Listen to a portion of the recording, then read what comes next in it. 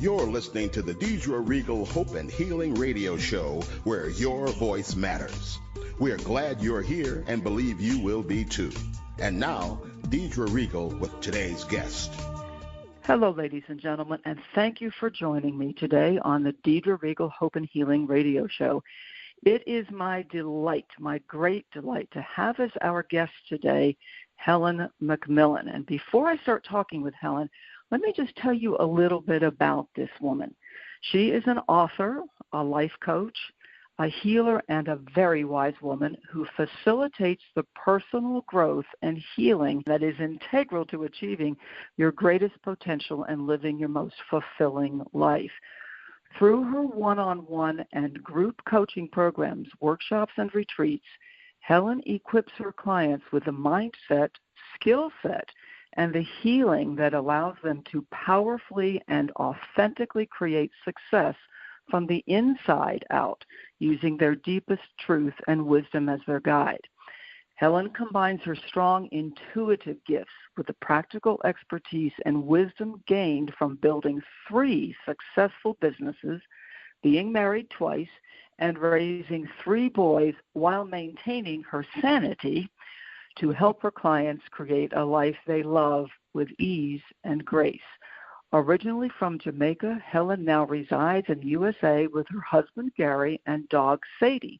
And I'm going to start right at the top of our interview by saying you can reach Helen at www.helenmacmillan.com, and that's www.helenmacmillan.com.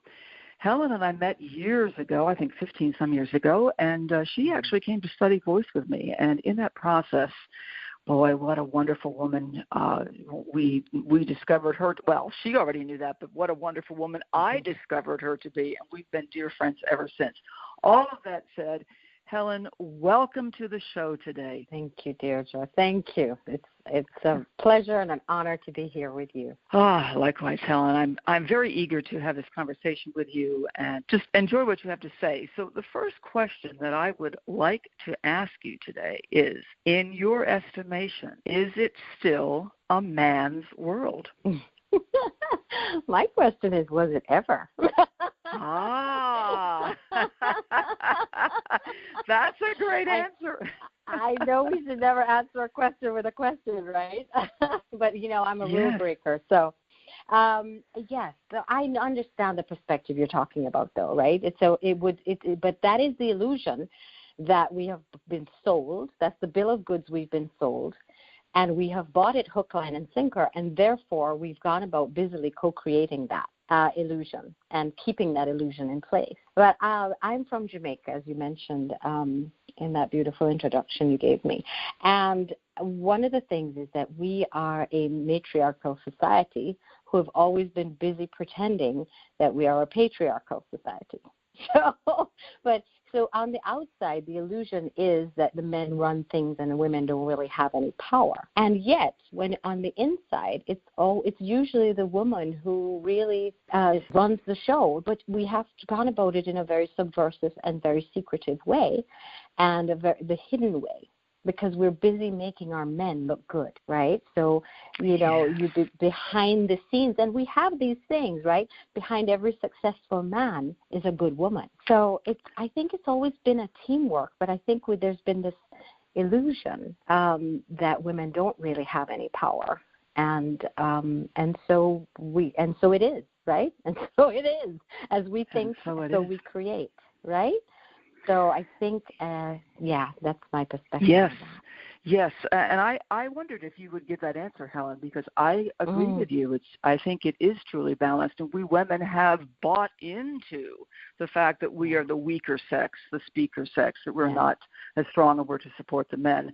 And I really think that our men are truly hardwired to take care of us and protect us, and really wish to have that freedom. And I think for us to give them that freedom, for us as women to give them that freedom.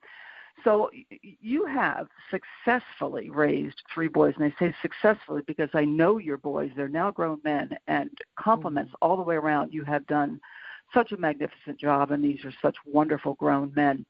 And I need to tell you, in a house with 3 boys and a husband, that's a lot of testosterone, Helen. So, how in the world did you balance all of that masculine energy over the years? Sometimes not so well at all. Oh gosh! When I lived in Florida, I had all 3 were home, right, living at home, and that was when I felt it most intensely, right, on certain days. And I had a girlfriend who she was divorced. She was a single mom with 2 teenage daughters, so her house was full of estrogen. So literally sometimes I would drive over there and I'd call her up and say, I'm coming over. I need a dose of estrogen. Way too much testosterone over here. But, there's an upside to everything, right? So I really enjoyed being queen of my castle and having all of that wonderful energy of the masculine around me as well, right? I didn't have any competition. Oh, what a wonderful way of looking at it. That is an upside. In my experience of being with you, and sometimes, traveling to Maryland, where you now reside, to stay with you, I saw how much respect the men in your life, in your home, have for you. And that spoke volumes to me about the power that we as women have and the power that men have. So I think you did a fabulous job balancing and going over to your neighbor's house for those quick little doses of estrogen. And really, we teach people how to treat us. Yes. Whether it's your children, your husband, your neighbor, your coworker, that is the power that we have. We inform people, and our relationship with ourselves is the first thing they're observing, right, and taking direction from. So I thank you, and we never know how we have intentions. We try our best to do things a certain way, to accomplish certain outcomes, and so you're reflecting that back to me tells me that, yes, I achieved my intended outcome. And, we may laugh it off and say, yes, I ran to my girlfriend's house, but there was a lot of internal work, a lot of blood, sweat, and tears, a lot of arguments and shouting and making peace as I was fighting to establish those boundaries and hold. Well, that's part of the human equation and part of the growth that we as families all agree to get together and create. And again, this is very exciting to have this conversation with you. So in your own life and being, and we've known each other for 15 years now, how do you personally balance your own masculine and feminine aspect? That's a great question. Again, sometimes better than others. I have gone through many phases of I think we can't achieve something until we acknowledge where we are, right? We can't. The balance is a dynamic thing. My past career, I was a physical therapist for almost 30 years, and one of the things that taught me is balance is a dynamic thing. I mean, we have static balance and we have dynamic balance, but in the body, in the physical body, and in the human experience, it's a little bit this way and then a little bit back that way. And, there are always these micro adjustments taking place on the inside that you cannot see from the outside. And so from the outside, it looks like, wow. I tell you, people tell me all the time, boy, you look like, when they meet me, like, oh, my God, when I first meet you, you just look like somebody who has got your shit together. Excuse me, sorry. Anyway,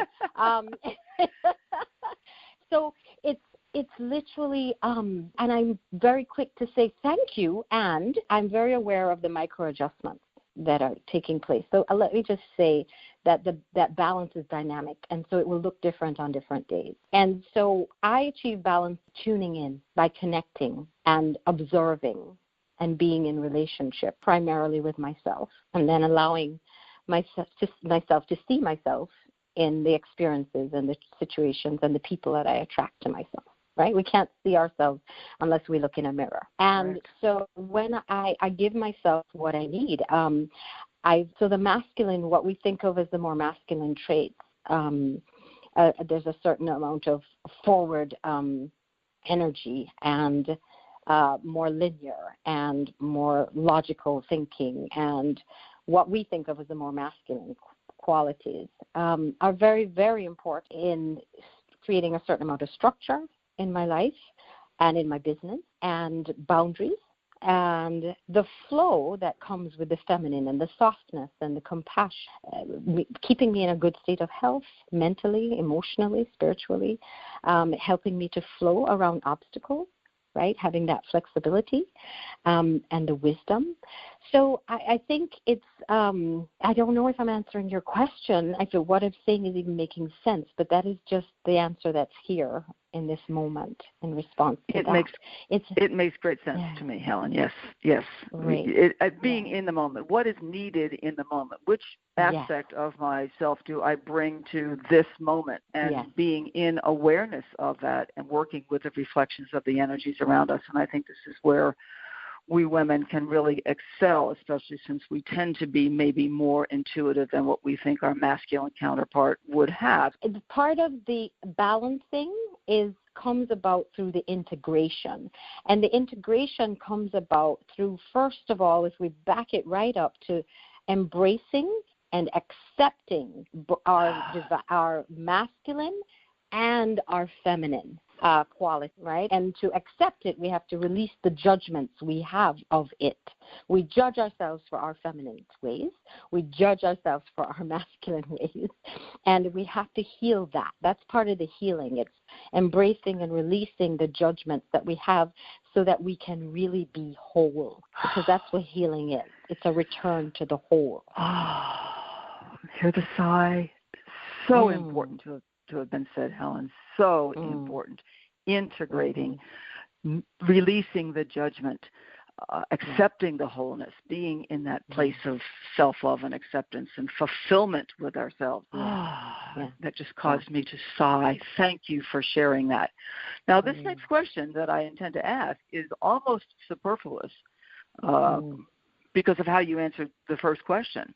But you talked about the illusion that we have that there's a gap between genders. So what could we, you and I, and the people listening, both men and women, what can we do to close this illusionary gap? Oh, I love that question. Because it really speaks to the core of my current mission, which is to help people step into a place of true choice. And true choice. True choice. Yes, go on. Most of us think we're free to choose, but until we have done the work of looking at and embracing and releasing the conditioning that we have been subjected to and continually are subjected to, we're not truly free to choose. We're either choosing, most people that I work with, we're blissfully unaware and delightfully so. Sometimes ignorance is bliss and then sometimes not. But we're choosing for something that we aren't really that aligned with, right? But that's what we should do. We're supposed to do. What good people do, good daughters, good citizens, good co-workers, right? Good leaders. Or we're choosing against something that we're judging, right? Wow. And in both of those cases, we're not really aligned with our genuine, authentic truth. So we've got to kind of make that connection, see those things, go within, connect with our whole self, right? And choose from there. And when we do, we drop into that beautiful truth of and learning to choose from an infinite menu instead of a finite or limited menu, which is what we've been served.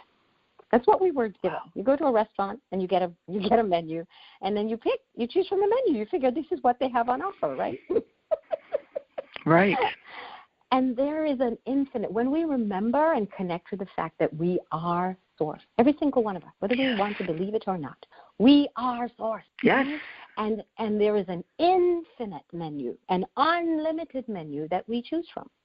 We have available to choose from. And so we get to remember. So I think we close the gap, the divide, the perceived divide by remembering and reconnecting with the truth of who we are and choosing from there. Brilliant.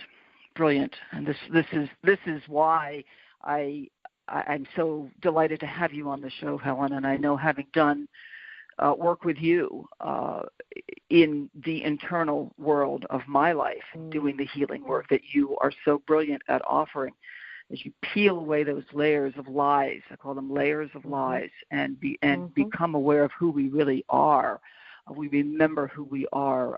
This is so important, and why I believe your work as a life coach and all that you are is so necessary, especially in these days. Helen, the final question I have: what words of encouragement do you have for other women who are listening to this discussion today? You're worth it. You're worth it. You are worth the time.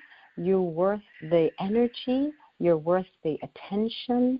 You're worth the investment on every level, financially, emotionally, energetically.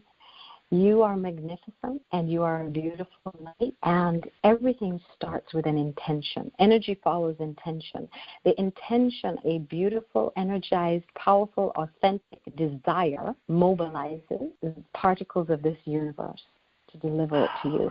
And everything that you have desired has already been created and is waiting for you to become a vibrational match, which means open and receive. And so it starts with shifting who you believe yourself to be, what you believe is possible.